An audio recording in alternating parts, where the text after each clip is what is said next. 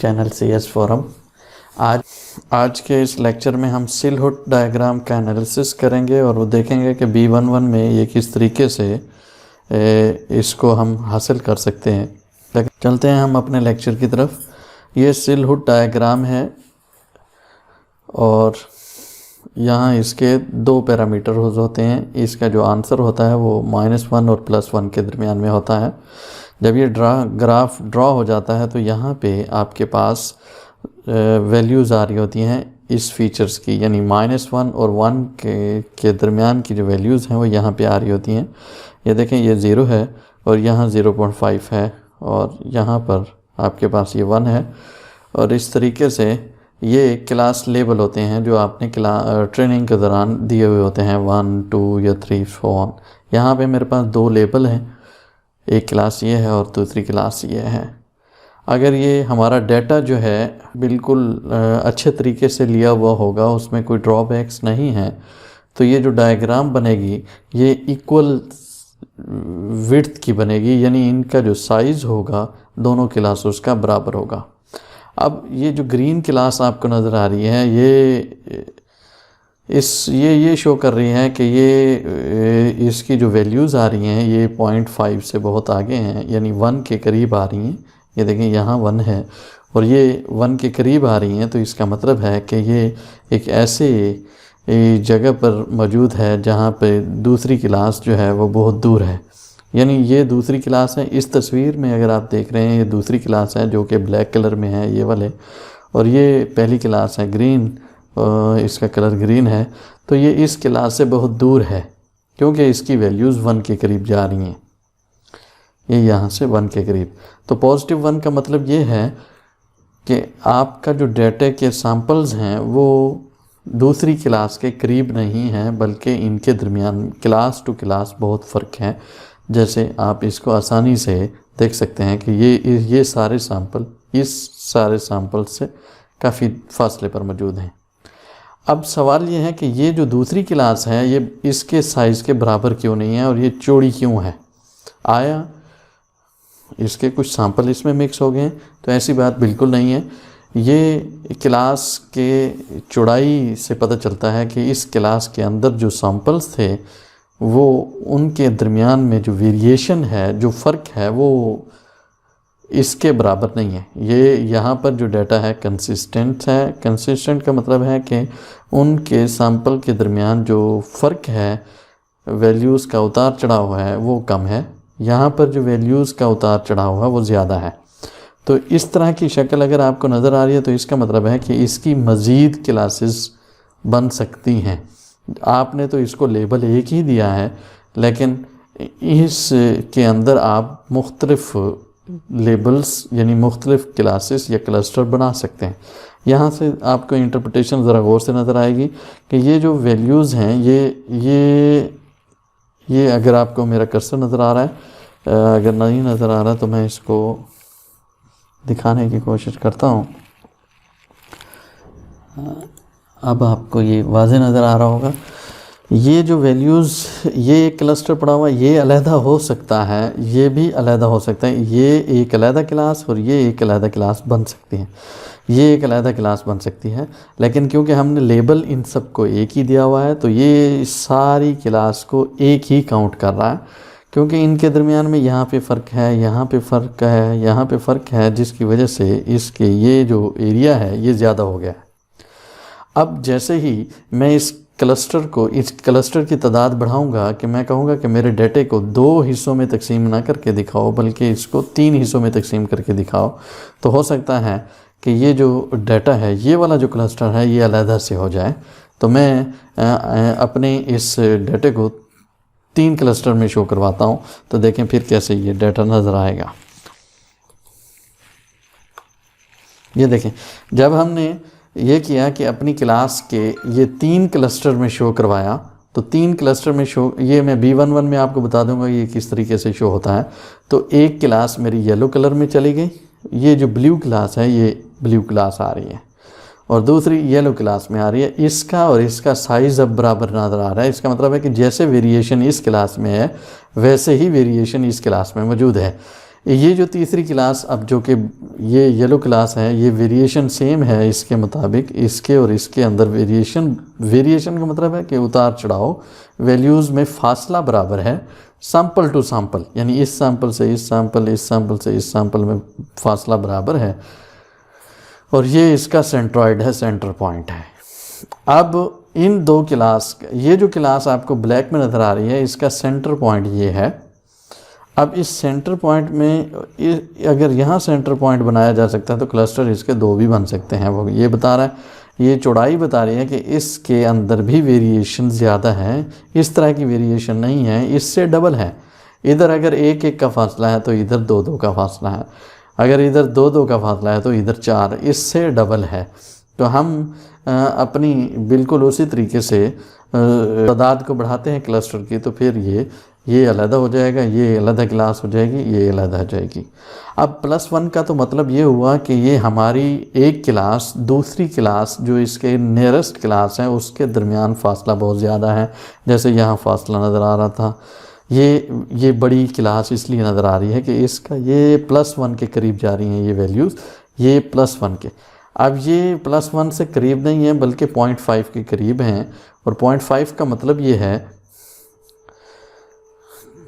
कि ये दूसरी क्लास के करीब आ चुका है, और इसकी दूसरी क्लास इसके साथ मिली हुई है।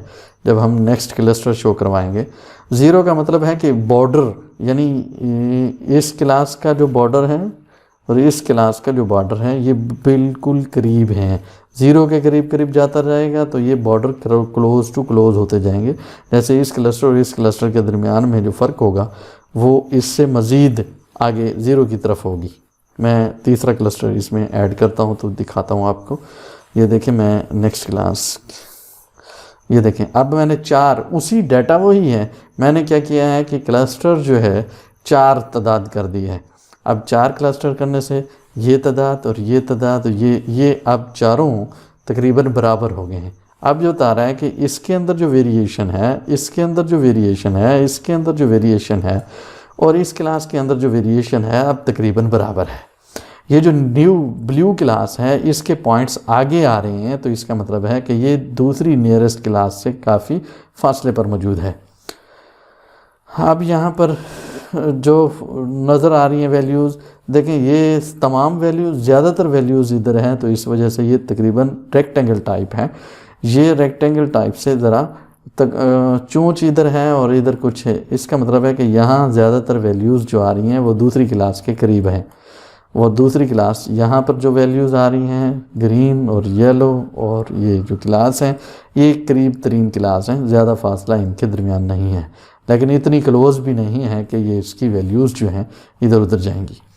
अब ये 0 से, ये जो 0 है ये तमाम वैल्यूज़ 0 से राइट साइड पर आ रही हैं, तो इसका मतलब ये है कि जो लेबल था, जो क्लस्टर था, इसमें एक ही क्लस्टर की वैल्यूज़ मौजूद हैं।